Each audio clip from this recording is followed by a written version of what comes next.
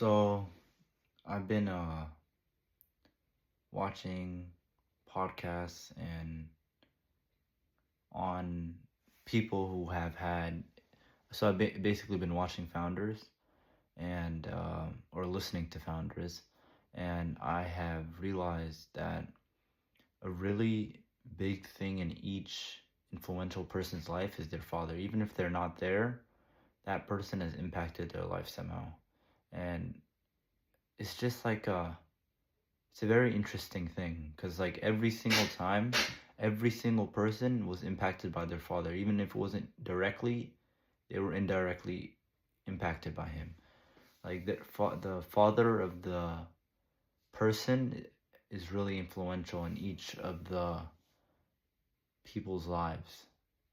So I feel like your father is a very imperative person in the decisions you're gonna make along during your life. Like, and even sometimes, like some influential people, like LeBron James, he didn't grow up with having a father. But if I had to make a guess, his father probably did have a big impact on him, because his father not being there probably even significantly motivated him to help his mom out, to strive to be the best at what he does, and even Rockefeller, his father, he didn't grow up with a father. And I feel like moms have significantly their values. I'm just saying stuff off what I'm thinking right now, but I feel like probably mother's values are amplified because the father's, or the mother's words are more impactful to the kid because the father isn't there. Like Rockefeller became pretty religious because of his mom, and his dad. I don't really remember. I don't think his dad was that religious. His dad was around for a little bit, but he left for a different family, and that probably motivated Rockefeller to be as frugal as he was, and to to make money because he wanted to support his mother. And yeah, I've even realized secrecy is a pretty big thing throughout a bunch of impactful people who've done big things in the world. Like Tiger Woods is pretty secretive. You don't really know much about him. Rockefeller was really secretive, and he he had he was like the first person to ever create a real corporation. That was pretty cool to actually like see in action how he did that. A lot of the things he did though wouldn't be legal today because he monopolized a bunch of things, but he really created a unique company during his time. And he kind of came up with ideas like vertical integration. He didn't, I don't know if he named them, but in the vertical integration, but he implemented those type of things into his company before that was even like something taught in business schools. That was pretty cool to see. And yeah,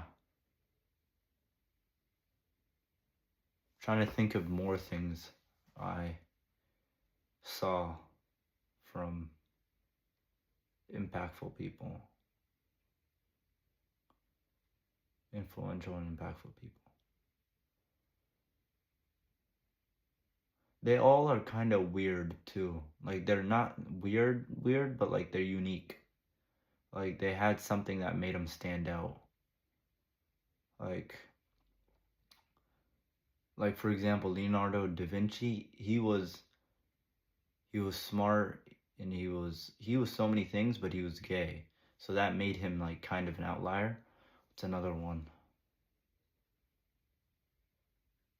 Like Tiger Woods, he had a weird childhood.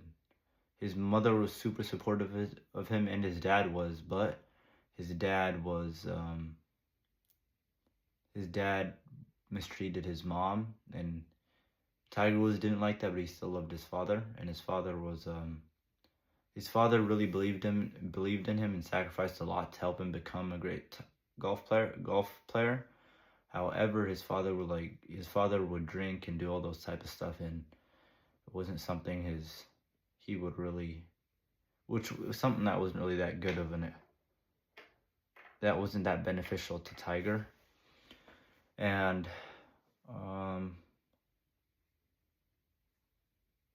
Rockefeller had a pretty weird upbringing too. Steve Jobs was given up for adoption, so that was something.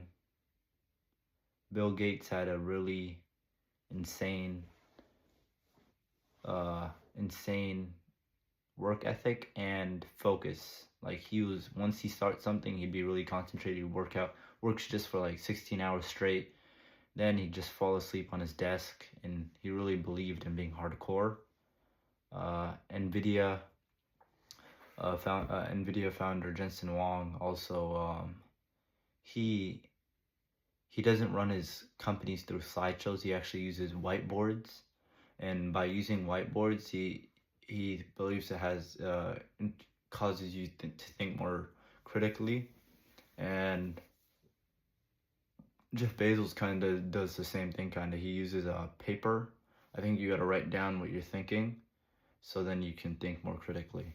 And what I realize is that like a bunch of companies, like founders, they're basically teachers, and like the companies are like a combination of their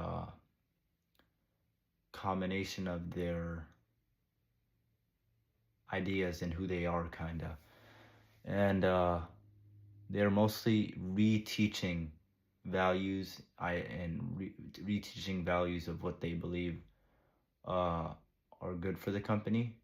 And each one of them are never complacent. Like, they're always trying to go to the next thing, because even founder, what's his name, Jensen Huang, the founder of NVIDIA, he believed the biggest threat to NVIDIA would be them being complacent. So it's not a competitor. It's not even a new startup coming up. It's just that they are being complacent with where they're at.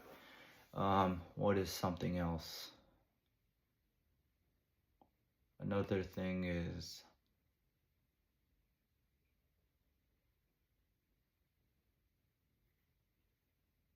Jeff Bezos. He likes to, whenever he gets rejected, he gets more determined. He doesn't falter like how most people would. They'd usually just want to give up or choose a different path, but he'd get more determined if somebody said no to him. They all are pretty frugal. Bill Gates was a really good business, even though he's known as a computer scientist, as an inventor, quote unquote inventor. He is an extremely good business person. He would check their finances, get everything right. He'd always have I think it was like a year's worth of cash, so then they wouldn't ever need to worry about going out of business. So he's really good with that. And yeah, that's all I got right now. All right.